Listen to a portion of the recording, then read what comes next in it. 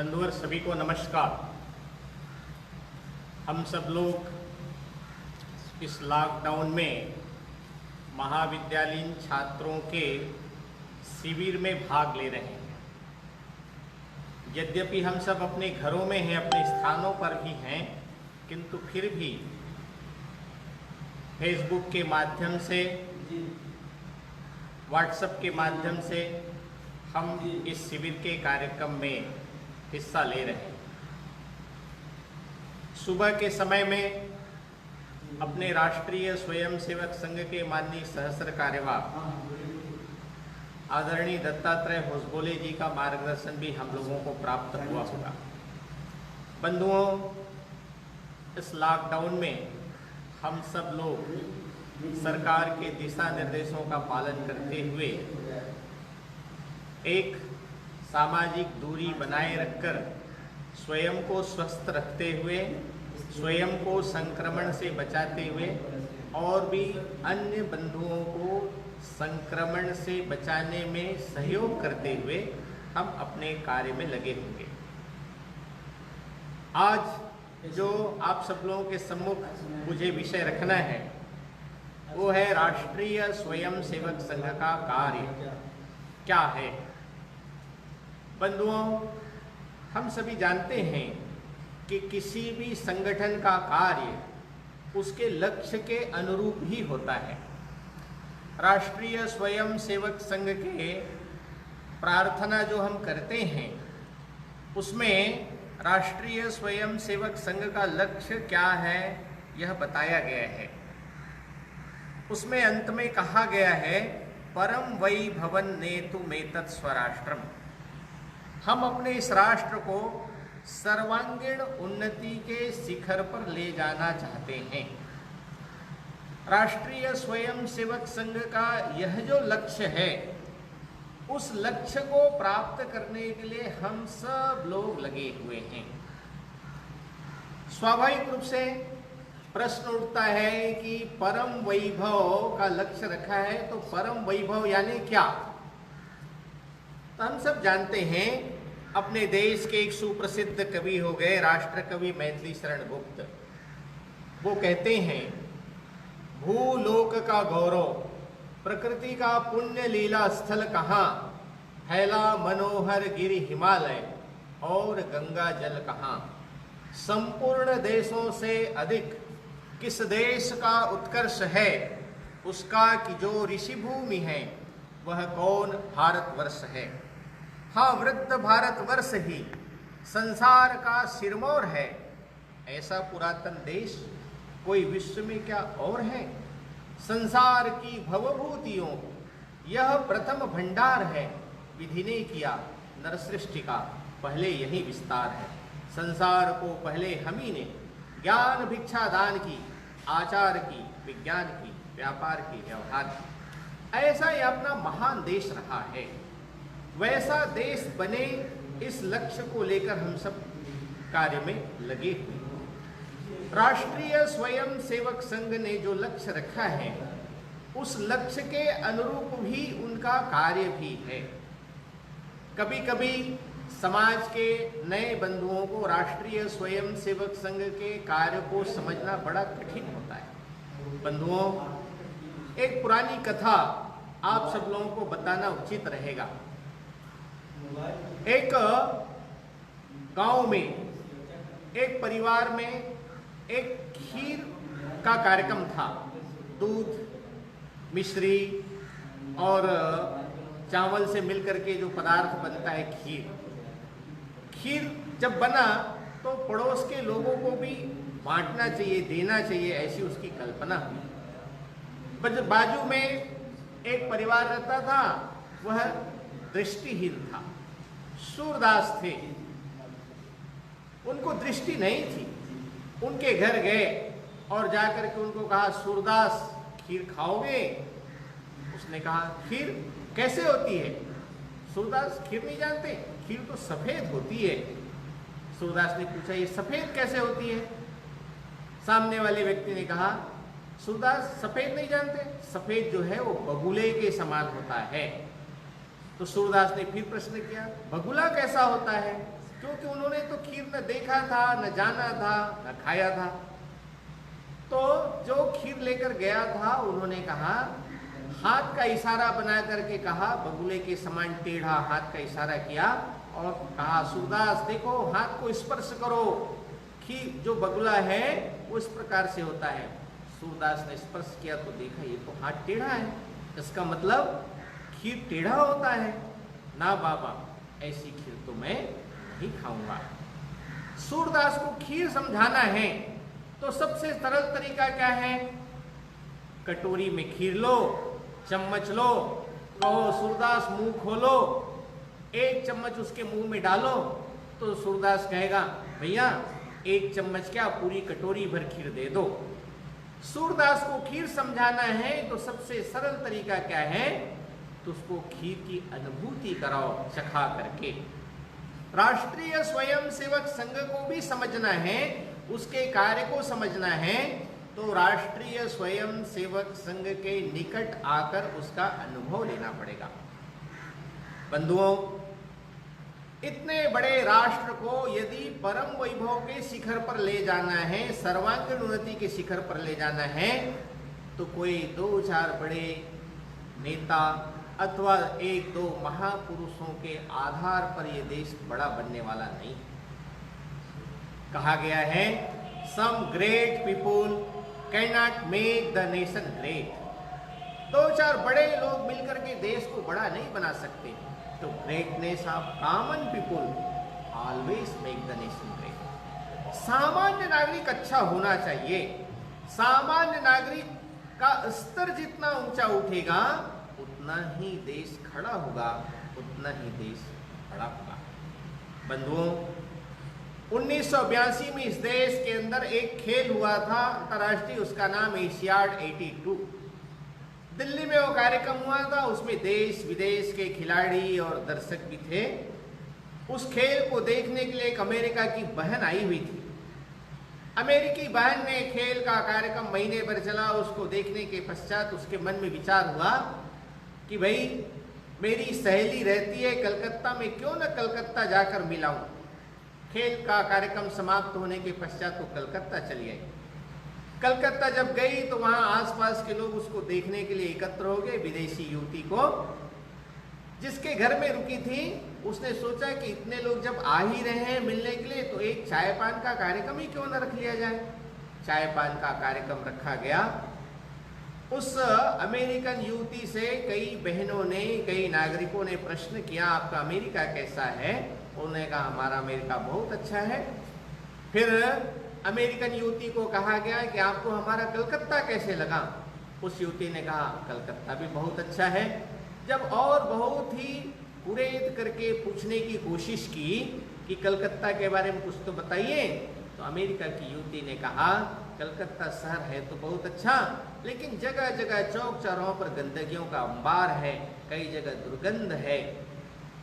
तो कलकत्ता की एक बहन का उत्तर था, बहन जी आप जानती नहीं, कलकत्ता की आबादी 90 लाख है। तो अमेरिका की उस युवती ने तपाक से उत्तर दिया, कलकत्ता की इस गंदगी को दूर करने के लिए और कितने लाख लोग चाहिए? सवाल इस बात का है, लोग तो हैं, लेकिन लोग कैसे हैं? राष्ट्रीय स्वयंसेवक संघ का जो कार्य है वो इस देश की जनसंख्या को एसेट्स में बदलने का काम है। यदि इस देश की 135 करोड़ जनसंख्या यदि एसेट्स में बदल जाए, इस देश का सामान्य नागरिक अच्छा हो जाए, उपयोगी हो जाए, देश के लिए काम करने वाला बन जाए, तो देश को सर्वांगीण उन्नति के शिखर पर जाने से कोई नहीं रोक सकता। इसी को राष्ट्रीय स्वयंसेवक संघ में हमने मनुष्य निर्माण कहा। बंधुओं, मनुष्य के निर्माण करने की बात सामान्य लोगों को समझ में नहीं आती। अरे भाई, मनुष्य का जन्म तो लिया है, फिर मनुष्य कैसे और क्या बनाना है? ग्रीक नामक देश में एथेंस के बाजार में एक दार्शनिक था, उनका नाम था डायोजनेस। डायोजनेस भरी दोपहरी में एथेंस के बाजार में लाखों की भीड़ में एक लालटेन लेकर के निकलता है और पूछता है, मुझे मनुष्य चाहिए। लोग कहते हैं इसका दिमाग खराब हो गया है, इतने लाखों लोग हैं, इतनी भीड़ है, फिर भी पूछ रहा है मनुष्य चाहिए, मनुष्य कहाँ मिलेगा। लोगों ने जब इस प्रकार का प्रश्न किया डायोजनीस नाम के दार्शनिक को, इतनी भीड़ है फिर भी आप मनुष्य खोज रहे हो, क्या बात है, ये मनुष्य नहीं है। तो डायोजनीस नाम के दार्शनिक ने कहा, get out, I want a man not pygmies. मुझे सही अर्थों में मनुष्य चाहिए, मुझे ऐसे बौने लोग नहीं चाहिए। अर्थात मनुष्य भी बनाना पड़ता है। स्वामी विवेकानंद जी भी कहते थे, I want a man with capital M. मुझे भी मनुष्य चाहिए, कैपिटल एम वाले मनुष्य चाहिए। राष्ट्र कवि मैथिली शरण गुप्त भी कहते हैं, मुझे भी मनुष्य चाहिए। वे कहते हैं, करते हैं हम पतित जनों में बहुधा पशुता का आरोप, करता है पशु वर्ग किंतु क्या निज निसर्ग नियमों का लोप। मैं मनुष्यता को सुरत्व की जननी भी कह सकता हूँ, किंतु पतित को पशु कहना मैं कभी नहीं सह सकता हूँ। यदि आदमी रास्ते से गिर गया है, उसको पशु कहना, ये पशु का भी अपमान करना है, क्योंकि पशु भी प्रकृति के निसर्ग के नियमों का कभी उल्लंघन नहीं करता है। जो रास्ते से गिर गया है वो प्रकृति के नियमों का भी उल्लंघन कर जाता है। मैथिली शरण जी कहते हैं, सही अर्थों में कोई मनुष्य है तो उसे तो मैं देवताओं से भी श्रेष्ठ स्थान देने के लिए तैयार हूँ। मैं मनुष्यता को सुरत्व की जननी भी कह सकता हूँ, किंतु पतित को पशु कहना, गिरा हुआ है उसको पशु कहना, ये पशु का भी अपमान करना है। अर्थात मनुष्य भी बनाना पड़ता है। और मनुष्य बनता कैसे है? तो मनुष्य बनता है संस्कारों से बनता है। केवल मनुष्य का जन्म लेने से मनुष्य नहीं बनता, केवल शिक्षा प्राप्त कर लेने से ही मनुष्य नहीं बनता। शिक्षा प्राप्त कर लेने से इंजीनियर, डॉक्टर, वकील बन सकते हैं, किंतु शिक्षा प्राप्त करने से माइकल जैक्सन और कैसलवान भी बन सकते हैं। इसलिए संस्कार देना पड़ता है, तब मनुष्य बनता है। राष्ट्रीय स्वयंसेवक संघ का कार्य है मैन मेकिंग। स्वामी विवेकानंद जी कहते थे, man making then nation building. अर्थात यदि राष्ट्र का निर्माण करना है, राष्ट्र की सर्वांगीण करना है, तो मनुष्य को बनाना पड़ेगा, मनुष्य को गढ़ना पड़ेगा। इसलिए राष्ट्रीय स्वयंसेवक संघ ने अपने लक्ष्य के अनुरूप अपना कार्य क्या रखा? तो मनुष्य का निर्माण, सामान्य मनुष्य का निर्माण। बंधुओं, इस देश के अंदर जितने भी चिंतक हो गए, जितने भी विचारक हो गए, सबका निष्कर्ष एक है। डॉक्टर एपीजे अब्दुल कलाम कहते हैं कि हमारे देश की दुर्गति क्यों हुई? क्योंकि हमने शक्ति की आराधना छोड़ दी, शक्ति की उपासना छोड़ दी। फिर वे कहते हैं शक्ति कहाँ है? तो क्या सरकार में है? नहीं। सेना में है? नहीं। पुलिस में है? नहीं। तो कहाँ है? तो डॉक्टर कलाम कहते हैं सामान्य नागरिकों के बीच में हो सकती है। लेकिन कैसे नागरिक? तो डॉक्टर कलाम कहते हैं अपने आंखों पर स्वार्थ का पर्दा डालकर अपने देश को बड़ा बनाने का सपना लेकर चलने वाली ऐसी सामान्य जनता है, उसके अंदर वह शक्ति है। अपने देश को बड़ा बनाने का सपना लेकर चलने वाली जनता, ऐसे लोग खड़े करने पड़ेंगे। वर्गीस कुरियन, जो अमूल के जनक, दुग्ध क्रांति जिन्होंने खड़ा किया, ऐसे वर्गीस कुरियन जी भी कहते हैं केवल सरकारी प्रयत्नों के आधार पर हम राष्ट्र को बड़ा बनाने का सोचेंगे तो वह पर्याप्त नहीं होगा। जब तक के समाज की शक्ति सरकारी प्रयत्नों के साथ मिलेगी नहीं, मिलकर के प्रयत्नशील नहीं होगी, तब तक के राष्ट्र खड़ा नहीं हो सकता। सर मानवेंद्रनाथ राय कैपिटल ह्यूमनिज्म के निर्माता थे। ऐसे साम्यवादी चिंतक वो भी कहते हैं कि सामान्य नागरिकों के सद्गुणों का स्तर जब तक के नहीं बढ़ाएंगे, तब तक के देश बड़ा नहीं होगा, देश खड़ा नहीं होगा। और यही एकमेव रास्ता है, तो यही सबसे लघुतम मार्ग भी है। पूज्य महात्मा गांधी जी भी कहते थे स्वराज्य तो हमने प्राप्त किया, किंतु स्वराज्य टिकाऊ कब रहेगा? जब इस देश के लाखों लाख लोग अपने स्वयं के सरोकारों से ऊपर उठकर देश के सरोकारों के साथ अपने को जोड़ेंगे तभी स्वराज्य टिकाऊ रहेगा। अपने सुभाष बाबू भी कहते थे, चमत्कारी जन ऊर्जा को प्रवाहमान बनाकर उसको योग्य दिशा देने वाला कोई प्रभावी संगठन होना चाहिए जो निस्वार्थ वृत्ति वाला। देश के जितने भी आमूलाग्र चिंतक हो, चाहे पूज्य बाबा साहब अम्बेडकर हो अथवा सुभाष बाबू हो, महात्मा गांधी जी हो अथवा वर्तमान के चिंतक हो, सबका निष्कर्ष एक है, यदि इस देश को बड़ा बनाना है तो सामान्य नागरिक को तैयार करना पड़ेगा, सामान्य नागरिक को एसेट्स के रूप में परिवर्तित करना पड़ेगा, उसका निर्माण करना पड़ेगा। बंधुओं, सामान्य नागरिक का निर्माण करना है तो उसको संस्कार देना पड़ेगा। तो संस्कार किन बातों का देना पड़ेगा? तो पहली बात तो अपने को देश प्रथम है, राष्ट्रभक्ति का संस्कार, देशभक्ति का संस्कार हमको देना पड़ेगा। जिस देश का इतिहास हम पढ़ते हैं, इजराइल का, जापान का, वो देश संकटों में, चुनौतियों में, विपरीत परिस्थितियों में क्यों खड़ा हो गया, क्यों दुनिया के मानचित्र पर उभर करके सामने आया? तो इतिहास बताता है कि उन देशों ने अपने देश के सामान्य नागरिक को देश में। जापान के बारे में उदाहरण आता है कि स्वामी रामतीर्थ जापान के टोक्यो नामक राजधानी पर ट्रेन से गए। उनको उपवास था, फलाहार करना था, उपवास तोड़ना था, तो प्लेटफॉर्म पर बाहर गए। उन्होंने इधर उधर देखा तो कहीं फल नहीं मिला। उनके मुंह से अनायास निकल गया कि जापान कैसा देश है जिसकी राजधानी में भी, टोक्यो में फल उपलब्ध नहीं होता। एक जापान का विद्यार्थी उसको सुन रहा था, उसको सहन नहीं हुआ। वो प्लेटफॉर्म से बाहर गया फलों की दुकान पर और 8-10 फल ला करके टोकरी में स्वामी जी को भेंट किया। स्वामी जी ने कहा, बेटा तुमने बहुत अच्छा काम किया है, मुझे फलों की आवश्यकता थी किंतु प्लेटफॉर्म पर फल उपलब्ध नहीं था, इसका क्या मूल्य दूं? तो जापानी विद्यार्थी कहता है, स्वामी जी आपको इसका मूल्य देना ही है तो आप अपने देश में जाकर कभी मत कहना कि जापान कैसा देश है जिसके प्लेटफॉर्म पर फल नहीं मिलता, यही इसका मूल्य है। एक जापान का विद्यार्थी, जापान का बालक अपने देश के बारे में किस प्रकार का भाव रखता है, यह राष्ट्रभक्ति, राष्ट्र सर्वोपरि, इस प्रकार का भाव इस देश के सामान्य नागरिकों के अंदर आना चाहिए। बंधुओं, हम सबको पता ही है अपना देश 1947 में स्वतंत्र हुआ। उसके तुरंत बाद पाकिस्तान के कबायलियों ने हमला कर दिया। अपने देश की सीमा पर एक कस्बा था, उसका नाम था कोटली। उस कोटली शहर की आबादी 7000 के आसपास रही होगी। एक बीच में नदी, उसके उस पार पाकिस्तान की सीमा। पाकिस्तान की सीमा पर भी पाकिस्तानी सैनिक और कबायलियों का वहां पर डेरा था। इधर भारत की सीमा पर भारतीय जवानों का, भारत की सेनाओं का छोटा सा टुकड़ी वहां पर भी क्रियाशील था, सक्रिय था। कभी कभी गोला बारूद आता था पाकिस्तान की ओर से तो उसका जवाब देते थे भारतीय सैनिक।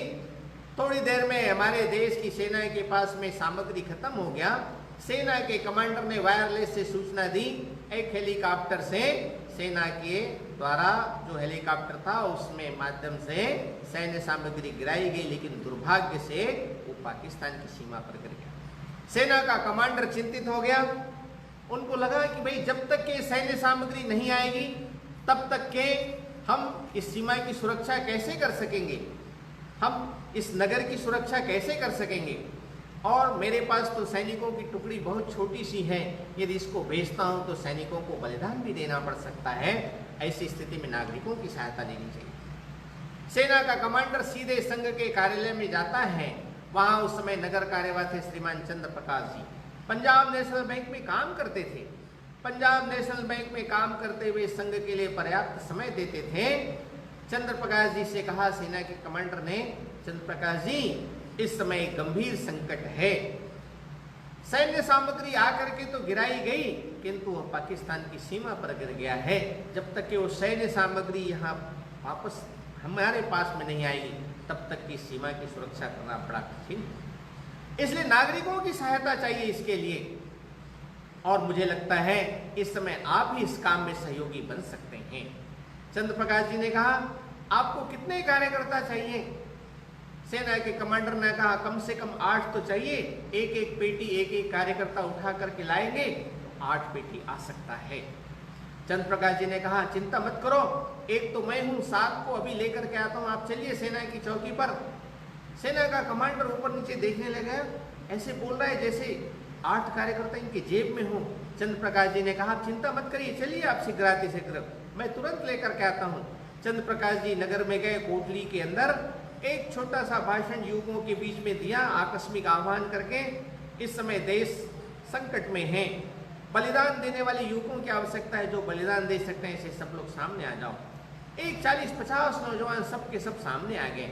चंद्र प्रकाश जी के सामने प्रश्न खड़ा हो गया, मुझे तो 7 लोगों को लेकर के जाना है और यहाँ तो 40-50 आ गए। हर एक से बातचीत करके उनको वापस किया, 7 वे और स्वयं को मिलाकर 8 ऐसे जाने लगे। इतने में वेद प्रकाश नाम का एक स्वयं से को भी आ गया, उन्हें हाथ पकड़ कर कहा चंद्र प्रकाश जी मैं भी आपके साथ जाऊंगा, मैं भी मातृभूमि को अपना बलिदान देना चाहता हूँ। चंद्र प्रकाश जी ने कहा 8 लोग जाने थे, 8 पूरे हो गए, आप रुको यहीं पर, आप नगर की सुरक्षा में लगो। उन्होंने कहा ठीक है, आप आज्ञा देते हो तो मैं रुकता हूँ, लेकिन आज रात्रि का भोजन मैं आप सबके साथ करूंगा और यदि आप लोग नहीं आए सुरक्षित तो मैं भी अपने आप को मातृभूमि को समर्पित कर दूंगा। वेद प्रकाश घर आ जाता है, घर में आकर भोजन तैयार करवाता है माताजी से और वो टिफिन लेकर के कार्यालय में पहुंच जाता है। इधर चंद्र प्रकाश जी 7 लोगों को लेकर सेना की चौकी पर पहुंचते हैं। सेना का कमांडर नक्शा, कुछ आवश्यक सामान देकर उसको कहते हैं देखो बहुत जोखिम भरा काम है, घुटने के बल चलना पड़ेगा, पेट के बल चलना पड़ेगा, बीच में एक छोटी सी नदी भी उसको भी पार करना है, सुरक्षित लाना है वो सैन्य सामग्री, उसी के आधार पर सीमा की सुरक्षा और नगर की सुरक्षा संभव हो पाएगी। चंद्र प्रकाश जी ने कहा आप चिंता न करें, नक्शा आदि लेकर के वे गए, घुटने के बल पेट के बल चलते हुए छुपते छुपाते, और जो नक्शा बनाया था वहां पर जाकर वो पेटियां रखी हुई थी, उन पेटियों को पीठ पर बांधा रस्सी से, वे 8 कार्यकर्ता वहां से निकल पड़े। पाकिस्तानी कबायली ऊपर से देख ही रहे थे, उन्होंने देखा कि नदी पार कर रहे हैं, पीठ पर कुछ लदा हुआ है, तुरंत फायरिंग शुरू हो जाती है, गोलीबारी शुरू हो जाती है। नदी मुश्किल से पार किया होगा कि चंद्र प्रकाश शहीद हो जाता है गोली लगने के कारण। ये कार्यकर्ता उनके पीठ पर लदी हुई पेटी निकालते हैं और सुरक्षित सेना की चौकी तक पहुंचा आते हैं। फिर ध्यान में आता है अरे भाई हमारा एक कार्यकर्ता शहीद हुआ है चंद्र प्रकाश जी, उनको वापस लेकर आना है। फिर 7 के 7 कार्यकर्ता आते हैं, चंद्र प्रकाश जी को पीठ पर लाद कर ले जाते हैं। फिर एक गोली आती है, एक दूसरा शहीद हो जाता है, उसको उठाते हैं। फिर आगे बढ़ते हैं, एक तीसरी गोली आता है, एक तीसरा कार्यकर्ता शहीद हो जाता है, फिर उसको उठाते हैं, एक चौथी गोली, एक चौथा कार्यकर्ता शहीद हो जाता है। इस प्रकार एक एक कार्यकर्ताओं की पीठ पर एक एक कार्यकर्ता जैसे ही नगर में पहुंचे, जिन्होंने भी सुना ये समाचार, सब ने अपने काम धंधे दरवाजे बंद करके सब उसके दर्शनों को उमड़ आए। वेद प्रकाश को भी समाचार मिला कि आज अब रात्रि का भोजन मैं इन सब के साथ नहीं कर पाऊंगा। वेद प्रकाश जी ने भी रिवाल्वर उठाया, धाए धाए गोली चला ली स्वयं पर। गोलियों की आवाज सुनकर कार्यकर्ता दौड़े, आसपास के लोग दौड़े, तो वेद प्रकाश के मुंह से भी आखिरी शब्द था, मैं भी मातृभूमि के लिए अपना बलिदान देने के लिए तत्पर हूं, मुझे कौन रोक सकता है। ये एक घटना नहीं है, ऐसे कितने ही घटनाएं अपने देश में। राष्ट्र प्रथम है, देश सर्वोपरि है, इस बात को अपने जीवन में उतार करके दिखाएं। जम्मू कश्मीर आज जो कुछ भी बचा है, वो जम्मू कश्मीर में भारत की जवान, भारत की सेना जब जहाज से उतरने वाली थी तो वहां पर उतरने की स्थिति नहीं थी। वहां श्रीनगर के अंदर जो विमानतल है वो बर्फ की सिल्लियों से अटा पड़ा था। जम्मू कश्मीर की रक्षा करनी है तो भारतीय जहाज को उतरना बहुत आवश्यक। 500 से अधिक स्वयंसेवक 48 घंटे काम करके वहां श्रीनगर और वहां के जो विमान पट्टी है उसको ठीक किया, तब जाकर के सेना का जहाज उतर सका। आज जम्मू कश्मीर का जो भी हिस्सा बचा है उसको बचाने में, सुरक्षित रखने में संघ के स्वयंसेवकों का रोल है। बंधुओं, दादरा नगर हवेली आजाद नहीं था। दादरा नगर हवेली में विदेशी झंडा फहरता था। 1954 के अंदर विनायक राव आप्टे पूना के महानगर संघचालक के नेतृत्व में 100 से अधिक स्वयंसेवक दादरा नगर हवेली को घेर लिए, तब जाकर के 1954 में आजाद हुआ। गोवा 1955 में आजाद हुआ। उज्जैन के राजा भाव महाकाल, सागर की सहात्रा देवी तिरंगा को लिए बलिदान हो गए, तब जाकर के गोवा मुक्त हुआ 1955 में। ऐसे देश के लिए, देश को प्रथम मानकर जीवन जीने वाले ऐसे अनेक लोग तैयार हुए। वास्तव में आज देश को खड़ा करना है, देश को बड़ा करना है, तो मनुष्य निर्माण की प्रक्रिया में इस देश के सामान्य नागरिकों के अंदर देशभक्ति का भाव आना ये प्रथम बात, पहली बात है। बंधुओं, इस देश में हमेशा अपने देश के अंदर जो छिपे हुए राष्ट्र विरोधी ताकतें हैं उसी से नुकसान उठाना पड़ा है। 712 ईस्वी में मोहम्मद बिन कासिम को हारना पड़ा। मोहम्मद बिन कासिम जब हमला किया अपने महाराजा दाहिर सेन के ऊपर, तो दाहिर सेन का पराभव क्यों हुआ? क्योंकि दाहिर सेन का सेनापति मोहम्मद बिन कासिम से जाकर मिल गया, विश्वासघात किया। पृथ्वीराज चौहान जब लड़ रहे थे तो उस समय जयचंद मोहम्मद गोरी से जाकर के मिल गया। महाराणा प्रताप लड़ रहे थे, उस समय मान सिंह अकबर से जाकर के मिल गया। छत्रपति शिवाजी महाराज हिंदुओं के लिए सब प्रकार से लड़ाई लड़ रहे थे, तो मिर्जा राजा जयसिंह औरंगजेब का सिपह सालार बनकर के लड़ाई लड़ रहा था। वास्तव में इस देश के अंदर ऐसे राष्ट्र विरोधी जो लोग हैं उसके कारण देश को भारी क्षति उठानी पड़ी है। आज भी इस देश के अंदर छिपे हुए जो राष्ट्र विरोधी ताकतें हैं, जो दुनिया के अंदर कई प्रकार से गलत प्रकार के विचार करते रहते हैं, राष्ट्र की अवमानना करते रहते हैं, ऐसे लोगों के अंदर देशभक्ति का भाव खड़ा होना आवश्यक है। तो मनुष्य निर्माण की प्रक्रिया में सबसे पहले इस देश के सामान्य नागरिकों के अंदर देशभक्ति का भाव होना चाहिए। दूसरी बात है, इस देश के अंदर मनुष्य बनाना है तो प्रामाणिकता का भाव होना चाहिए, ईमानदारी का भाव होना चाहिए। वास्तव में हमारे देश में प्रामाणिकता का स्तर जितना सामान्य नागरिकों के अंदर जितना बढ़ता जाएगा उतना ही देश बड़ा बनेगा। बंधुओं, हम सबको पता होगा, भोपाल में कुछ वर्ष पूर्व अपने दिल्ली के मुख्यमंत्री शीला दीक्षित का बेटा संदीप दीक्षित आए हुए थे। उनके पास 10 लाख रुपए का एक थैला रेलगाड़ी में छूट गया था। घर वापस आ गया भोपाल में, उनको बाद में पता चला कि मेरा बैग तो छूट गया है। इतने में जो रेल के अंदर जो कोच अटेंडेंट जो सब प्रकार से गद्दा बिस्तर वगैरह लगाता है, वो कोच अटेंडेंट को बैग मिल गया। बैग में देखा 10 लाख रुपए हैं। ये कोच अटेंडेंट चाहता तो उसको रुपये को रख सकता था, लेकिन वो स्टेशन मास्टर के पास में आकर के वो जमा करता है। स्टेशन मास्टर के पास आकर के जब शीला दीक्षित का बेटा पूछता है कि कोई बैग मिला है क्या, तो उन्होंने कहा बैग तो मिला है, देखिए वो बैग आप ही का तो नहीं है। उन्होंने देखा तो बैग उन्हीं का था। कौन लाया? तो स्टेशन मास्टर ने कहा कि कोच अटेंडेंट तो बहुत सामान्य व्यक्ति था, लेकिन उसको 10 लाख रुपए का ये प्रलोभन दिखा नहीं सका। वो इस देश के अंदर अनेकों ऐसे लोग हैं। प्रमोद खानापुरकर जी अपने संघ के कार्यकर्ता, धूले में सिंचाई विभाग में इंजीनियरिंग का काम करते, अपने बहुत बड़े अधिकारी, जीवन में कभी किसी प्रकार से अप्रामाणिक व्यवहार नहीं किया। ऐसे प्रामाणिक उनका जीवन, जब सेवानिवृत्ति का काल आया तो एक कांग्रेस के विधायक, उन्होंने कहा प्रमोद जी रिटायरमेंट के बाद, सेवानिवृत्ति के बाद आपकी क्या योजना है? उन्होंने कहा अभी तक दूर दूर नौकरी करता रहा हूँ, अब अपने गांव जाकर के सिंचाई विभाग के लिए कुछ काम करूंगा, सिंचाई के लिए जल संधारण के लिए कुछ काम करूंगा। कांग्रेस के विधायक धुले के, उन्होंने कहा क्यों प्रमोद जी, आप इसको भी तो अपना क्षेत्र मान सकते हैं, यहाँ भी तो अपना काम कर सकते हैं, मैं आपको मानधन दूंगा। प्रमोद खानापुरकर ने कहा कि आपका क्षेत्र भी मेरा ही क्षेत्र है, मेरे लिए तो पूरा देश है, लेकिन मैं काम करूंगा। मैं तो संघ का स्वयंसेवक हूँ, संघ का कार्यकर्ता हूँ, यदि काम करूंगा आपको लोग कहेंगे देखो ये आरएसएस वाले जो हैं वो कांग्रेस के विधायक के साथ रहकर काम कर रहे हैं, तो आपको खराब नहीं लगना चाहिए। दूसरी बात है, मुझे पेंशन की राशि मिलेगी, इसलिए और कोई अन्य प्रकार के मानधन की आवश्यकता नहीं है, मैं आपके किसी प्रकार से मानधन का अपेक्षा रखने वाला नहीं हूँ। तीसरी एक बात है, मैं किसी प्रकार से काम करूँगा और सरकारी दफ्तरों में जा कर के यदि किसी काम को कराने के लिए आर्थिक सहायता आदि देना पड़ा, घूस देना पड़ा, तो ये काम मेरे से नहीं हो सकेगा।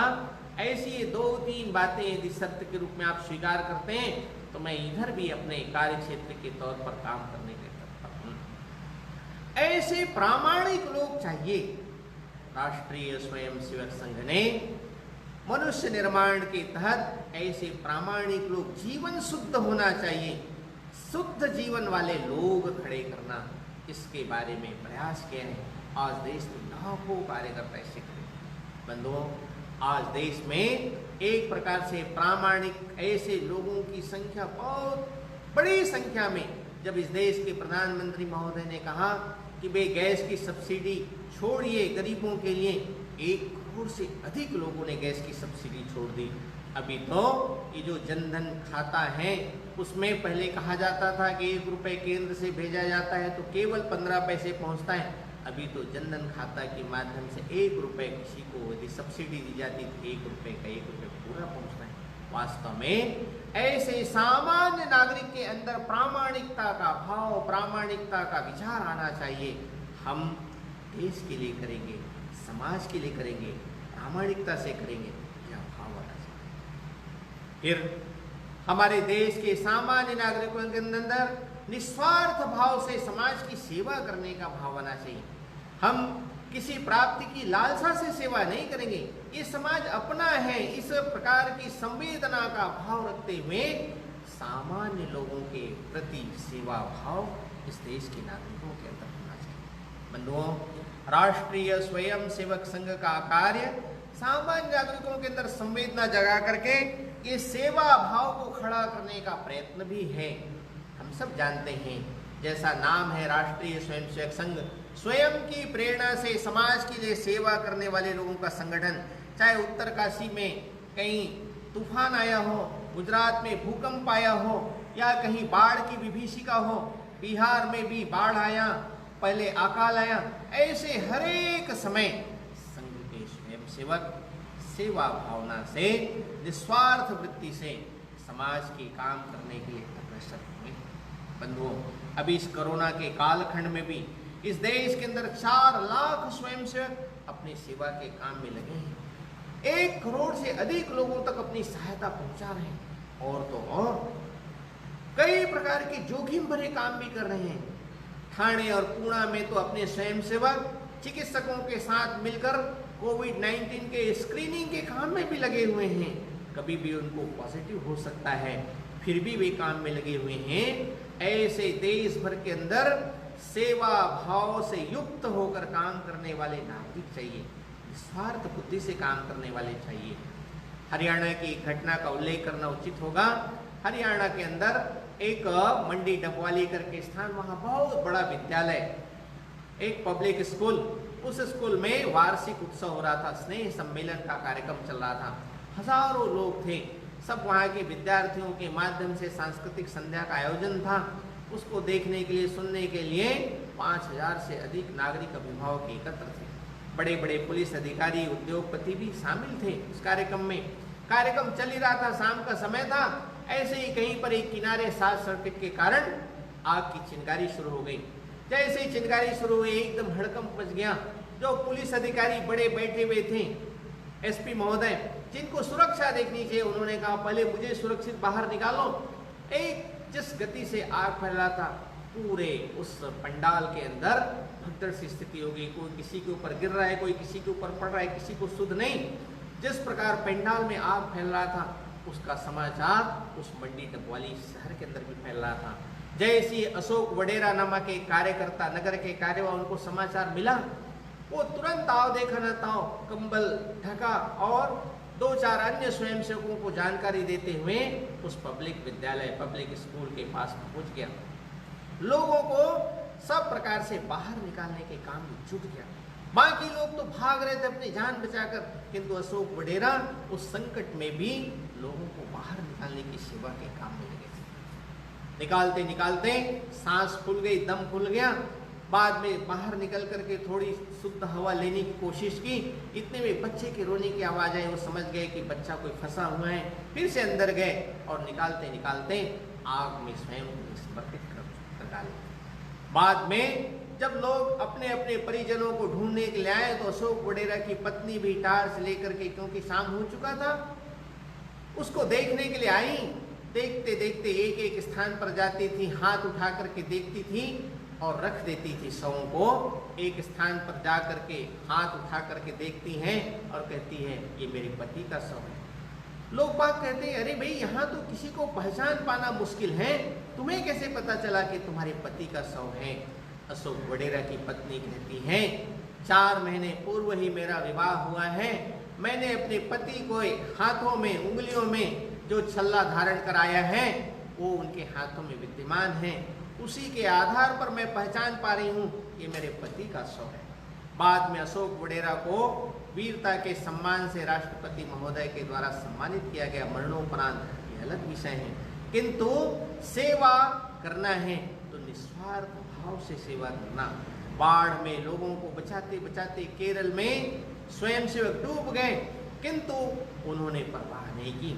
ऐसे स्वयं की प्रेरणा से समाज को अपना मानकर सेवा करने वाले लोग ऐसे खड़े करना, ऐसे निस्वार्थ भाव से समाज सेवा के लिए तत्पर लोग खड़ा करना, यह भी राष्ट्रीय स्वयंसेवक संघ का काम है। बंधुओं, एक और काम राष्ट्रीय स्वयंसेवक संघ का, जाति पाति छोटे बड़े का भेद वह दूर होना चाहिए, छुआछूत दूर होना चाहिए। समाज के अंदर एक रस्ता का भाव खड़ा होना चाहिए।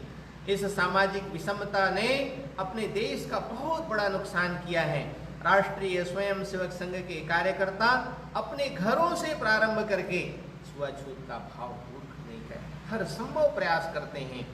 अपने छत्तीसगढ़ प्रांत में मैं बहुत वर्षों तक रहा। एक सेवक राम कुलदीप जिला के कार्यवाह, उनका स्वयं का विवाह था। समाज एक तथाकथित अस्पृश्य समाज से बिलोंग करते थे, तथाकथित अस्पृश्य समाज के कार्यकर्ता थे, बाहर जाते थे तो सब जगह सम्मान, किंतु जिस गांव के वे कार्यकर्ता थे गांव के लोग थोड़ा उनसे दूरी बनाकर व्यवहार करते थे। सेवक राम कुलदीप ने कहा भैया मेरी ही विवाह है, मेरा ही शादी होने वाला है, क्या करूं, गांव में कैसे निभेगा? वहाँ के कार्यकर्ताओं ने कहा आप चिंता मत करो, क्या क्या काम है बताओ।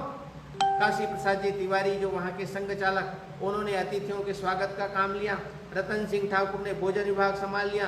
कोमल सिंह जी विभाग कार्यवाह, उन्होंने और भी कुछ काम संभाल लिए।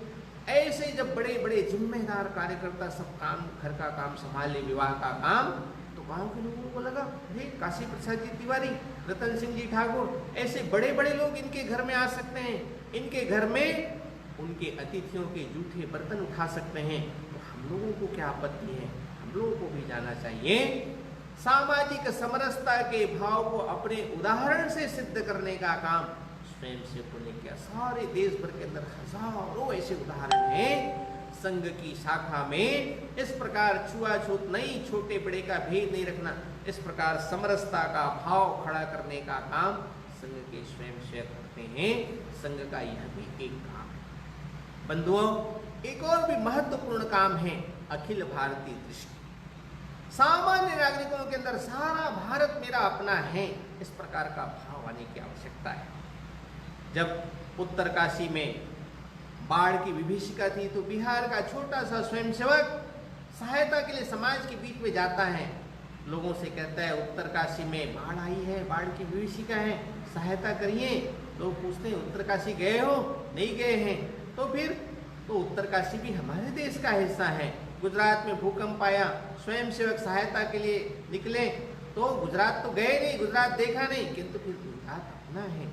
इस प्रकार चाहे उत्तर में हो, दक्षिण में हो, पूर्व में हो, कहीं पर भी देश में विभीषिका आती है, कहीं पर भी देश में चुनौती आती है, सारा देश एक साथ खड़ा होता है।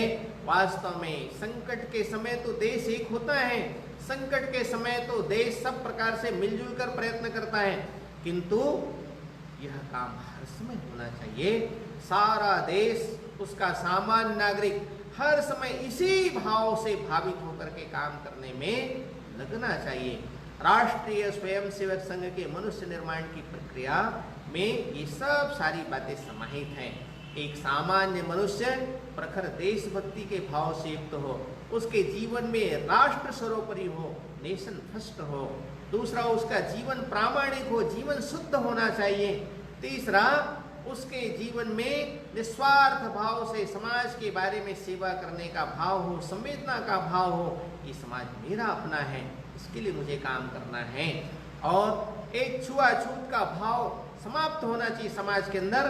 अपने जीवन में उदाहरण प्रस्तुत करते हुए ऐसे छुआछूत दूर करने के लिए अपने संशोधन में लगना चाहिए और अखिल भारतीय दृष्टि से युक्त होना चाहिए। ऐसे गुणों से युक्त सामान्य नागरिक जब खड़े होंगे और ऐसे गुणों से युक्त सामान्य नागरिक संगठित होकर खड़े होंगे, एक सूत्र में जुड़ करके खड़े होंगे, तब जाकर के देश का चित्र बदलेगा। वास्तव में आज सारी दुनिया भारत की ओर आशा भरी दृष्टि से देख रही है। सारी दुनिया भारत को देख रही है। अभी कोरोना के इस विपरीत परिस्थिति में, वैश्विक महामारी की अवस्था में भी भारत एक आशा का दीप बनकर खड़ा हुआ है। 50 से अधिक देशों को सहायता करने वाला ये भारत है। कई प्रकार की सहायता करने में लगा हुआ है। विदेशों में फंसे हुए नागरिकों को वंदे भारत मिशन के तहत उनको सुरक्षित लाने के काम में लगा हुआ है। अन्य देशों के नागरिकों को भी सुरक्षित पहुंचाने के काम में लगा है। ऐसे यह भारत की भूमिका है। इसलिए भारत सब दुनिया के अंदर एक आशा जगाने वाला देश बन गया। वो ऐसे आशा भरी दृष्टि से सारी दुनिया देख रही है। उस भारत को सबल राष्ट्र बनाना है, सबल राष्ट्र खड़ा करना है, विश्व गुरु के तौर पर खड़ा करना है, तो सामान्य नागरिक ही उसका आधार है। ये सामान्य नागरिक एसेट्स बन जाए, सामान्य नागरिक सही अर्थों में मनुष्य बन जाए, देशभक्ति का भाव, निस्वार्थ वृत्ति का भाव, प्रामाणिकता का जीवन और छोटे बड़े का भेद न रखते हुए सारा देश अपना एक है, इस प्रकार के गुणों से युक्त होकर नागरिक खड़ा होगा तो देश को खड़ा होने में समय लगेगा। और यह करना है तो एक दिन दो दिन से नहीं होगा, लगातार संस्कार देने पड़ेंगे। इसी के लिए राष्ट्रीय स्वयंसेवक संघ ने अपने कार्य पद्धति के नाते रोज की शाखा का अवलंबन किया है। बंधुओं, ये शाखा रोज 1 घंटे की होती है। उस शाखा में शरीर स्वस्थ हो इसलिए शारीरिक कार्यक्रम, मन अच्छा हो इसलिए बौद्धिक कार्यक्रम और भारत माता की प्रार्थना, इस प्रकार से 1 घंटे के कार्यक्रम के माध्यम से स्वयंसेवक इन गुणों को संपादित करता है। ऐसे अपने जीवन का उदाहरण रखते हुए समाज जीवन के अंदर प्रेरणा का केंद्र बनता है।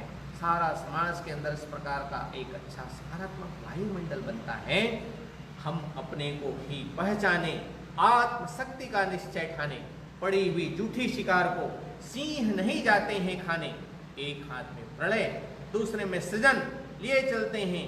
आंखों में वैभव के सपने, पग में तूफानों की गति हो। राष्ट्रभक्ति का ज्वार न रुकता है, जिस जिसकी हिम्मत हो। वास्तव में राष्ट्रभक्ति का ज्वार जगाना बहुत आवश्यक है। अंत में डॉक्टर एपीजे अब्दुल कलाम की बात को कहते हुए अपनी बात पूरी करता हूँ। जब डॉक्टर एपीजे कलाम राष्ट्रपति बने तो बहुत से पत्रकार उनको मिलने के लिए गए। पत्रकारों ने प्रश्न पूछने की कोशिश की। डॉक्टर कलाम ने कहा, मैं आपके किसी प्रश्नों का उत्तर नहीं दूंगा। पत्रकारों ने बहुत आग्रह किया तो डॉक्टर कलाम ने कहा, एक ही शर्त है, आपको जितने प्रश्न पूछना है सब एक साथ पूछ लीजिए, फिर आपके सब प्रश्नों का उत्तर मैं दूंगा।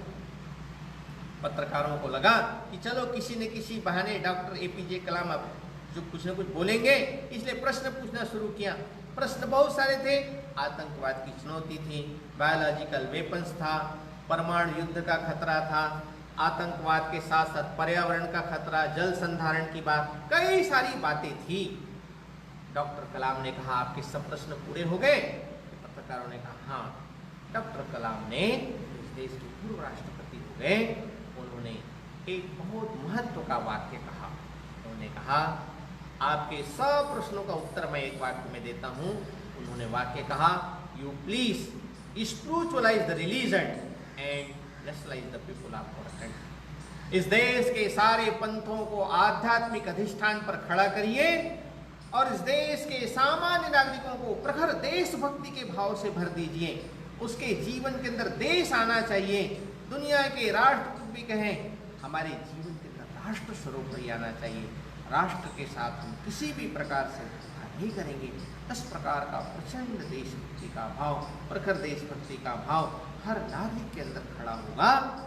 मैं समझता हूँ कि भारत को खड़ा होने से, भारत को बड़ा होने से दुनिया की कोई ताकत नहीं हो सकती है। आइए हम सब जितने भी कॉलेज विद्यार्थी तरुण कार्यकर्ता हैं, सब के अंदर इस भारत भक्ति का भाव, प्रखर राष्ट्र भक्ति का भाव जगाने में हम सब लोग कटिबद्ध होकर के जुड़ जाएं और संघ के कार्य को भी बढ़ाने में हम सब संलग्न हो जाएं, निकट से आकर के देखें, निकट से आकर के समझें, तब जाकर के संघ को और अधिक हम गहराई से समझ सकेंगे और उसके कार्य को करने वाला हम योग्य कार्यकर्ता बन सकेंगे। इस शिविर में से योग्य कार्यकर्ता की उपलब्धि हो, यही प्रभु चरणों में प्रार्थना करते हुए आप सब लोग इस कार्यक्रम में आए, इसलिए आप सब बंधुओं को बहुत बहुत शुभकामना, धन्यवाद देते हुए पुनः अपना स्वास्थ्य ठीक रखते हुए समाज का स्वास्थ्य भी ठीक रखने में सहायक बनने की प्रार्थना करते हुए मैं अपनी वाणी को विराम देता हूँ।